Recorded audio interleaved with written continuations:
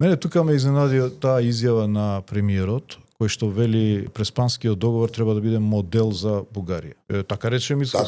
Во тој дискурс во кој што доминираше прашањето, клучно беше, за нас беше црвена линија прашањето на јазикот, и ние успеавме 100% тоа прашање да го добиеме. Не компромис да направиме 100%. Кога си на маса, ако картите не ти одговараат, не продолжуваш да играш со истите карти, бидејќи нема да добиеш, ја менуваш масата, ги менуваш картите. И ние што направивме? Од дискурс во кој што доминира историја и идентитет, во кој што сигурни победници не излегуваме во асиметрични односи. Да ја префрлиме топката во наша половина, малцински прашања, на човекови прашања, во кој што ние брилиравме во тој период. Парадигма на тој корпус на човекови малцински права беа уставни измени и акцијски план за малцинства. И се сведе францускиот предлог на чист јазик и промена на устав како рефлексија на новиот дискурс со Бугарија, а тоа е третирање на 3000 бугари овде, а не на идентитетско историски прашања. Најважната причина зошто Бугарија не ја поддржуваше преговарачката рамка беше зашто инсистираше да стои македонски јазик. Тоа беше кочницата.